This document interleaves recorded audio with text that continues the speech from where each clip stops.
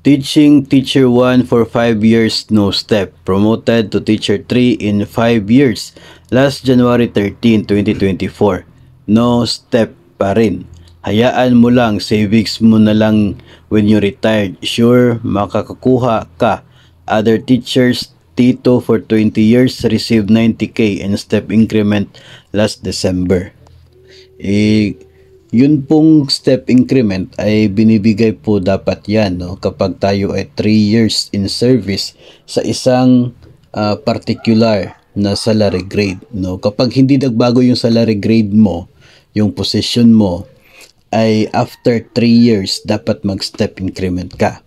Maliban na lang kung nagkaroon ka ng more than 90 days na leave sa loob ng 3 years na yan at magkakaroon ng pagbabago doon sa date of reckoning ng inyong implementation ng step increment.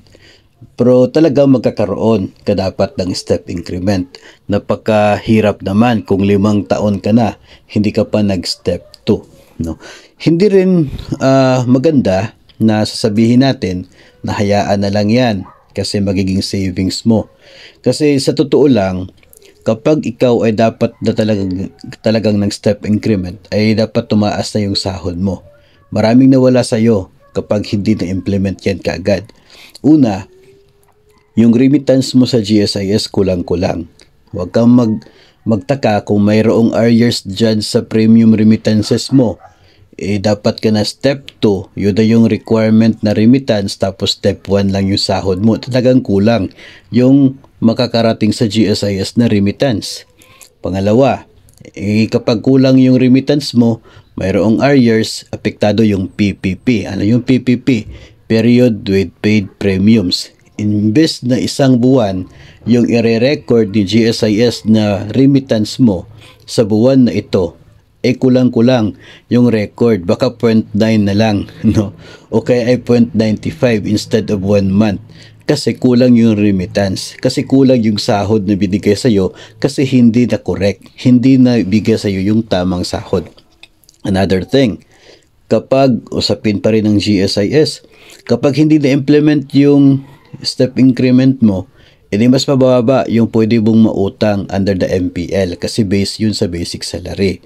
Isa pa, kapag kulang yung PPP mo, pag nag-retire ka, yung pension mo na computation ay nakabase sa inyong PPP, period with paid premiums. Kulang-kulang yung remittances mo, apektado yung PPP. Mas mababa ang PPP, kahit pareho po yung average compensation, mas mababa yung magiging pensyon na matatanggap mo.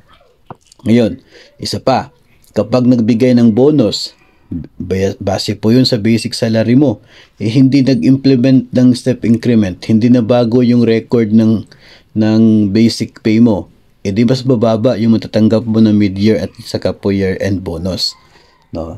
Marami pa mga bagay na pwedeng epekto kapag hindi nag-effect kaagad itong step increment. Kawawa po yung mga empleyado kung hindi na i-implement po yun, hindi po na babago yung step nila doon sa kanilang basic salary, no? At saka po kung tayo man ay biktima nito, kung tayo ay alam natin na dapat mag step 2 or step 3 ka na tapos hindi po nagbago, ay talagang dapat magtanong-tanong na po tayo. Refer po ninyo yan sa HR ninyo, sa paaralan, kaya doon sa mga naka-assign na administrative officer 2, nang sa ganun ay ma-check po nila. Kasi kapag eligible ka talaga ng step increment, dapat talaga ibigay yan. Huwag mong hayaan na hintayin mo yung pag-retire mo saka i-process yan. Hindi po basta-basta na magkakaroon ka lang ng savings. Napakalaki po ng problema at napakalaki po ng nawala sa'yo kapag ikaw ay hindi rin hindi rin makialam doon sa sahod mo na hindi na ibigay sa'yo ng tama. Yung mga nagmo-monitor po sa step increment ay for sure meron naman po mga naka-assign dyan sa bawat opisina na siya po nagtitingin doon sa mga effectivity ng step increment at nagpa-process po nito. Baka lang may mga iilan na hindi napapansin kaagad. So mas mabuti na po na tayo kapag nakikita natin na hindi po nag-effect sa atin, magtanong na po tayo nang sa ganun ay ma-actionan ito kaagad. Huwag hintayin na umabot ka pa ng 5 years sa isang posisyon at hindi pa nag-step increment. Ibig sabihin nun, parang malapit na magdalawang step increments yung mangyayari sa'yo tapos wala pa talaga ni isa. So, hindi po maganda. No? Bagamat sabihin po natin na may mga naka-assign naman dyan, dapat trabaho nila yan, dapat tutukan nila yan. Totoo naman po yun, pero paminsan-minsan kasi sa dami ng mga empleyado, especially kapag malaki yung division office ninyo, pag marami yung mga personnel na tinitingnan, baka doon sa mga records mayroong pagkakamali in the past records, kaya apektado yung current. Kaya minsan kapag tumatanggap tayo ng payslip natin, nakikita natin na dapat sana step 2 na pero step 1 pa rin, report na kaagad nang sa maaksyonan ito ng mas maaga at wala po tayong makikita mas malaking aberya.